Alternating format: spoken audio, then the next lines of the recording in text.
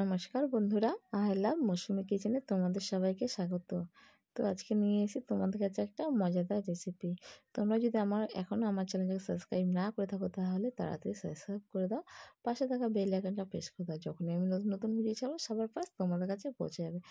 তো দেখো, প্রথমে ভেন্ডিগুলো খুব ভালো করে ধুয়ে নিয়েছি। এবার এগুলো সব কেটে নিচ্ছি। তো বেশি ছোট করব না, এইভাবে মাঝখান থেকে দু টুকরো করে নেব। তো এই সাইজ করে সব ভেন্ডিগুলো আমি কেটে নিচ্ছি। দেখো, এইভাবে করে সব ভেন্ডিগুলো কেটে নিচ্ছি। তো আমার সব ভেন্ডিগুলো এইভাবে করে কাটা হয়ে গেছে। দেখো, আমি এরকমভাবে ভেন্ডিগুলো কেটে রেখেছি। এইভাবে করে সব ভেন্ডিগুলো কেটেছি। এটাকে এবার সাইডে রেখে দিচ্ছি। এবার গ্রেভি বানানোর জন্য নিয়ে নিচ্ছি 2 চামচের মতন সর্ষেটাকে এবার আমি মিক্স করে নেব। সর্ষেটা খুব ভালো করে ধুয়ে নিয়েছি। এবার এর ভিতরে দিয়ে দিচ্ছি কাঁচা লঙ্কা, আর দিয়ে দিলাম 1 চামচ লবণ। তো 1 চামচ লবণ দিয়ে এবার এটাকে খুব ভালো করে আমি পেস্ট করে নিচ্ছি। তো দেখো, সর্ষের পেস্টটা খুব ভালো হয়ে গেছে। এবার এটাকে আমি সাইডে রেখে দিচ্ছি। এদিকে কড়াই গরম বসিয়ে দিয়েছি। তো কড়াইটা গরম হয়ে গেছে।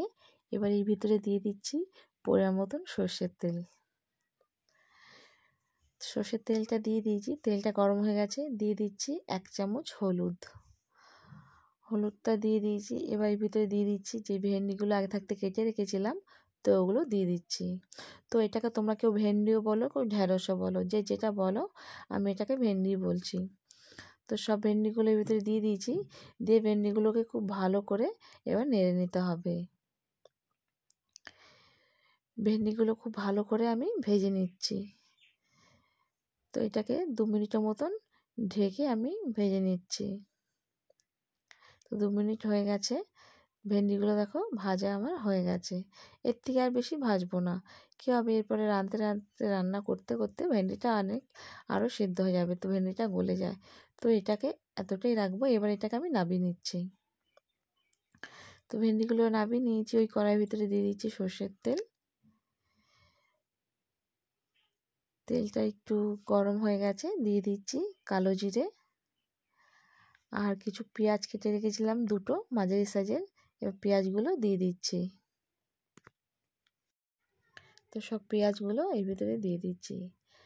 তো পেঁয়াজটা একটু গোল্ডেন কালার আনার জন্য দিয়ে দিচ্ছি 1 চামচ চিনি, আর দিয়ে দেবো, তাড়াতাড়ি পেঁয়াজটা নরম হয়ে যাবে, তাড়াতাড়ি ভাজা হয়ে যাবে, লবণ 1 চামচ।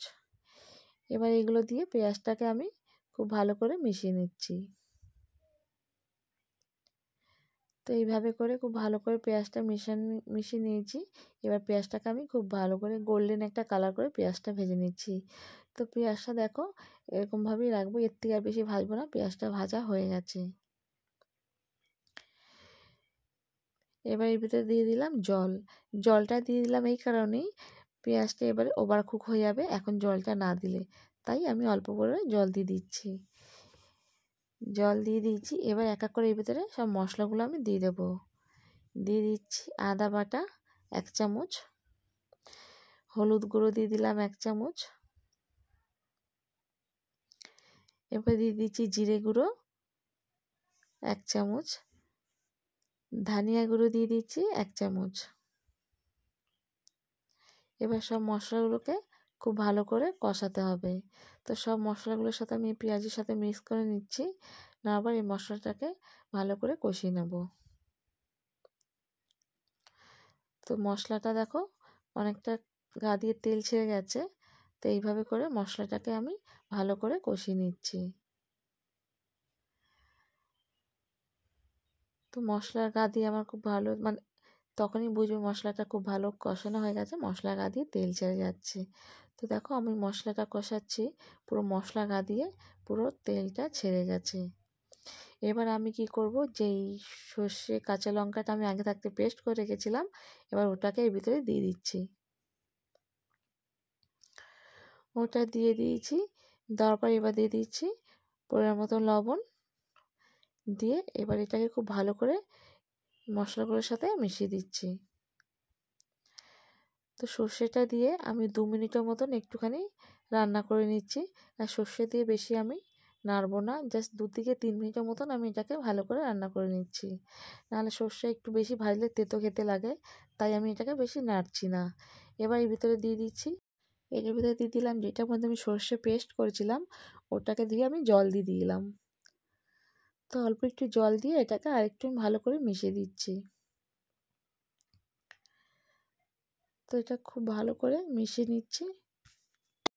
জলটা দিয়ে আরও 2 মিনিটের মতন আমি মশলাটা সর্ষে দিয়ে কষিয়েছি। তো মশলা গা দিয়ে দেখো খুব ভালো করে তেল ছেড়ে গেছে। তো মশলাটা আমার খুব ভালো কষানো হয়ে গেছে। এবার এর ভিতরে দিয়ে দিলাম জল। তো পরিমাণ মতন জল দিয়ে দিয়েছি আমি, দিয়ে এবার মশলার সাথে খুব ভালো করে আমি মিশিয়ে দিচ্ছি।